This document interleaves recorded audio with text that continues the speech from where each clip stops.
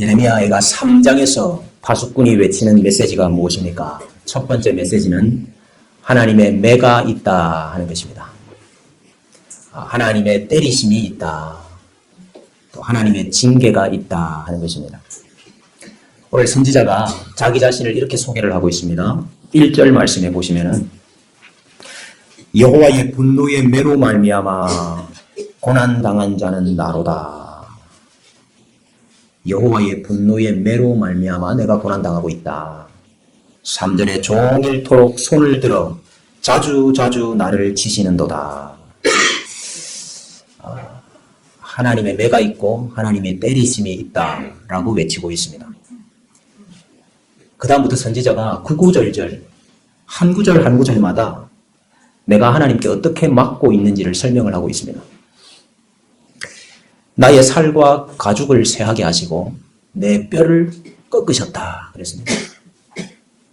내 기도는 다 물리치시고 하나님이 돌을 잘 다듬으셔 가지고 그 돌을 내가 가는 앞길에다가 딱 가로막는다 그랬습니다. 그래서 내가 직진을 못하고 빙 둘러서 가야 됩니다. 근데 둘러가다 보니까 거기에 숨어서 엎드려서 기다리는 곰이 있고 은밀한 곳에 숨어있는 사자가 있다. 그 곰과 사자가 갑자기 튀어나와서 나를 찢는다 그랬습니다. 하나님이 활을 당겨서 관역을 향해서 쏘시는데 그 관역이 바로 나다. 나에게 쓴 것을 자꾸 주셔서 그 쓴 것을 쑥을 쓸개즙을 가득히 먹어가지고 내 배가 부릅니다. 떡인 줄로 알고 받아 먹었는데 돌이라. 그런데 이가 다 깨어졌다. 원수들이 나를 쓰레기요, 폐기물로 취급을 해서 이리 차고 저리 차고 나를 어떻게 하면 삼킬까 하고 내 앞에서 입을 크게 벌리고 있다. 그렇게 고백하고 있습니다. 우리와는 상관이 없는 일입니까? 우리와는 관계가 없는 일입니까? 근데 지금 누가 나를 이렇게 만든다고 고백하고 있죠? 하나님이. 하나님이 왜 이러시지요? 하나님이 왜 이러시지요? 죄 때문입니다. 하나님의 백성들이 하나님을 떠났기 때문이에요. 배반했기 때문이고, 배신했기 때문이고, 반역했기 때문이고, 범죄했기 때문이에요. 42절 이하에 보면은 우리의 범죄함과 우리의 반역함을 주께서 사하지 아니하시고 진노로 자신을 가리시고 우리를 추격하시며 죽이시고 긍휼을 베풀지 아니하셨나이다. 우리의 범죄와 반역 때문에 내가 매맞고 있다. 39절에 살아있는 사람은 자기 죄들 때문에 벌을 받나니 어찌 원망하랴. 여러분, 병이 들고 아프고 일이 잘 되지 아니하고 가난해지고 그러면 다 이것은 죄 때문에 하나님께 징계받는 것이다. 그렇게 말할 수 없습니다. 그러나 동시에 또 많은 경우에는 우리의 교만 때문에, 우리의 범죄 때문에, 우리의 반역 때문에 하나님께서 우리를 때리실 때가 있습니다.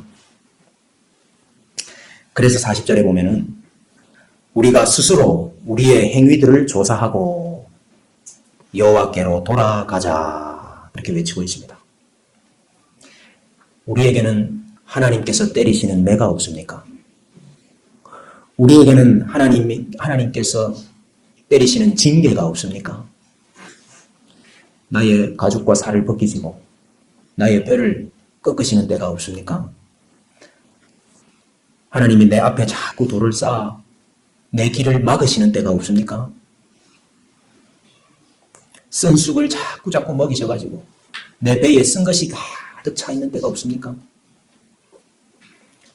밥인 줄로 알고 먹었는데 돌이라서 내 입이 다 망가지는 때가 없습니까? 나를 관역으로 삼아서 하나님이 화살을 쏘고 있는 경우가 없습니까? 오랜 친구를 원수로 만드는 경우가 없습니까? 하나님의 때리심이 있고 하나님의 매가 있고 하나님의 징계가 있습니다. 그때 우리들의 행위를 조사해야 된다. 우리의 행위를 조사해야 된다. 이것이 파수꾼의 첫 번째 외침인 것입니다. 오늘 파수꾼의 두 번째 외침은 무엇입니까? 그러나 소망이 있다 하는 것입니다. 그러나 소망이 있다 하는 것입니다. 19절 이하의 말씀에 보면은 내 고초와 재난 곧 쑥과 담즙을 기억하소서. 내 마음이 그것을 기억하고 내가 낙심이 되오나 낙심이 안 될 수가 없지요. 내 마음에 내 속에 쓴 것이 가득 차 있는데 어떻게 낙심이 안 됩니까? 그런데 이것을 내가 내 마음에 담아두었더니 그것이 오히려 나의 소망이 되었사오면. 여러분, 이것들이 무엇입니까? 이 고초와 재난과 이 쑥과 이 쓸개즙, 이 쓴 것을 내 마음에 담아두었더니, 여기 담아두었다는 것은 다르게 번역하면은 내가 돌이켜 생각해보니 이렇게 말할 수도 있습니다. 내 마음에 담아가지고 이 쓴 것을 내가 돌이켜서 다시 한번 생각해보니까 오히려 그것이 나에게 소망이 되었다 말하고 있어요. 아니, 이 쓴 게 뭐가 소망이 됩니까? 22절 말씀해 보니까 여호와의 인자와 긍휼이 무궁하심으로 우리가 진멸되지 아니함이니이다. 인자와 긍휼이 나왔습니다. 여러분, 이 인자와 긍휼은 아버지가 자녀들을 대하는 태도를 가리키는 것입니다. 육신의 아버지는 잘 안 됩니다, 이거. 육신의 아버지가 아니고 하나님 아버지가 자기 자녀들을 대하는 태도가 인자와 긍휼이에요. 그래서 시편에서 말하기를 아버지가 자식을 긍휼히 여김같이 여호와께서는 자기를 경외하는 자들을 긍휼히 여기신다 그랬습니다. 이 인자와 긍휼은 하나님 아버지의 성품이에요. 하나님께 매를 맞고 하나님의 때리심을 당하고 하나님께 징계를 받고 있는데 그 쓴 것들이 어떻게 나에게 소망이 됩니까? 때리시는 분이 누구이기 때문이죠?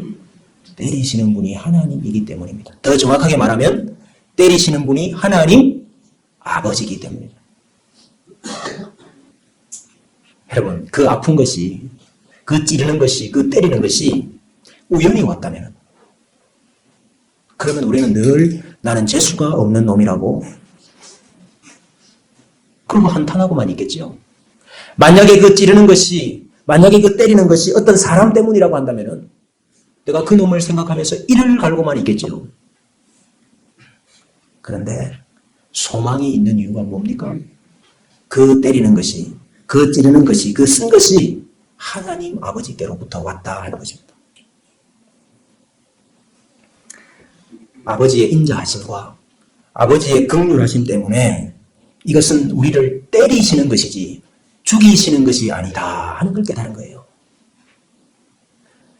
여호와의 인자와 긍휼이 무궁하심으로 우리가 진멸되지 아니함이니이다.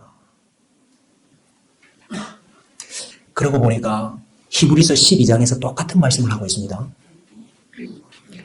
내 아들아, 주의 징계하심을 경히 여기지 말며 그에게 꾸지람을 받을 때에 낙심하지 말라. 주께서 그 사랑하시는 자를 징계하시고 그가 받아들이시는 아들마다 채찍질 하시니라. 하나님이 아들과 같이 너희를 대우하시나니 어찌 아버지가 징계하지 않는 아들이 있으리요. 징계는 다 받는 것이거늘 너희에게 없으면 사생자요 친아들이 아니니라. 우리 육신의 아버지가 우리를 징계하여도 공경하였거든 하물며 모든 영의 아버지께 더욱 복종하며 살지 아니하겠느냐. 아버지가 아들을 때리고 있기 때문에 소망이 있다 그 말입니다. 이것들이 아침마다 새로우니 주의 성실하심이 크시도소이다. 여러분, 오늘 아침에 눈을 뜨시면서 무슨 생각하셨습니까? 지금이 몇 시야? 늦은 거 아니야? 피곤한데 오늘도 가야 되나? 오늘은 그냥 쉴까? 바벨론의 포로로 끌려갔던 포로들은, 이스라엘 백성들은 아침에 일어나면서 뭐 생각했겠습니까? 여러분, 이 선지자는 슬픔 때문에 초저녁부터 일어나서 눈물의 강처럼 흘리면서 울었거든요. 그렇게 울다가 지쳐서 잠이 든 이 선지자가 아침에 깨서 뭐 새로운 게 있겠어요? 눈만 퉁퉁 부었지. 근데 오늘 고백하기를 아침에 눈을 뜰 때마다 주의 인자하심과 긍휼하심이 새롭습니다. 왜냐하면 주의 인자와 긍휼이 없었으면 아침에 눈을 못 떴겠지요. 내가 오늘 아침에도 눈을 떴다는 말은 하나님의 인자와 긍휼하심이 여전히 나에게 임하고 있고 하나님이 나를 진멸시키지는 않으신다는 증거이기 때문에 그 하나님의 인자와 긍휼이 아침마다 새롭습니다. 이렇게 고백하는 겁니다. 그 사실을 깨닫고 나니까 선지자가 좋다는 말을 자꾸 해요. 좋다. 26절을 한번 보십시오. 사람이 여호와의 구원을 바라고 잠잠히 기다림이 좋다.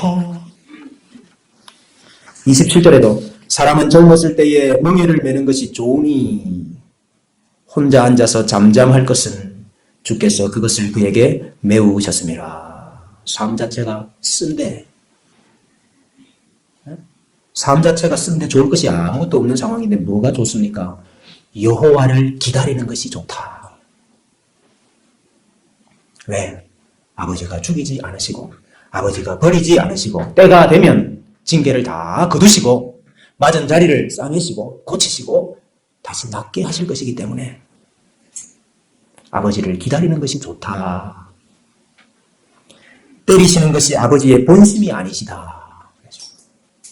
때리시는 것이 아버지의 본심이 아니라고 말했습니다. 히브리서에도 보니까요. 그들은 잠시 자기의 뜻대로 우리를 징계하였거니와 오직 하나님은 우리의 유익을 위하여 그의 거룩하심에 참여하게 하시느니라. 무릇 징계가 당시에는 즐거워 보이지 않고 슬퍼 보이나 후에 그로 말미암아 연단받은 자들은 의와 평강의 열매를 맺느니라 그랬습니다. 하나님이 자신의 목적을 이루시고 나면 그것을 다시 다 거두어 들이실 것이기 때문에 그 하나님 아버지를 기다리고 소망하는 것이 좋구나. 오늘 파수꾼의 외침이 무엇입니까? 하나님의 매가 있다. 하나님의 때리심이 있다. 하나님의 징계하심이 있다.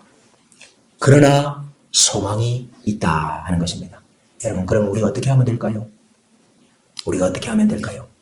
여호와의 인자하심과 긍휼하심이 아침마다 새로우니까 매일 밤마다 죽으시고 매일 아침마다 다시 사십시오. 밤에 부르짖고 밤에 눈물을 강처럼 흘리시고 그리고 죽으시고 아침에 눈을 뜨면은 우리가 진멸되지 아니합니다. 그러면서 다시 사십시오. 그게 쓰고 고달파도 이것이 하나님께서 나에게 주시는 은혜인 줄 알고 긍휼하심인 줄 알고 인자하심인 줄로 알고 감사합니다. 그러고 다시 사십시오. 아버지의 본심이 나올 때까지 기다리십시오. 하나님께서 멍에를 매게 하셨으니까 하나님이 그 멍에를 풀어주실 때까지 기다리십시오. 여러분, 지금은 소망이 보이지 않습니다. 그러나 보이지 않기 때문에 소망이지요. 네? 지금은 소망이 안 보입니다. 그러나 소망이 소망인 이유는 보이지 않기 때문에 그것이 소망이지요. 로마서 8장 24절에 우리가 소망으로 구원을 얻었음에 보이는 소망이 소망이 아니니 보는 것을 누가 바라리요. 여러분, 우리 앞에 하나님께서 우리를 다 치료하시고 싸매시고 낫게 하시고 회복시키실 거예요. 우리 눈앞에 다 보이면 우리가 그 소망할 필요가 뭐가 있습니까? 근데 아직까지 보이지 않기 때문에 우리가 그 하나님의 인자와 긍휼을 소망해야 되는 거죠. 그 소망으로 구원을 얻는다고 했습니다. 여러분, 소망은 기다리는 것입니다. 하나님을 기다리는 겁니다. 아버지의 본심이 나올 때까지 기다리십시오. 마지막으로 그대의 입을 땅의 티끌에 댈지어다. 그대의 입을 땅의 티끌에 댈지어다.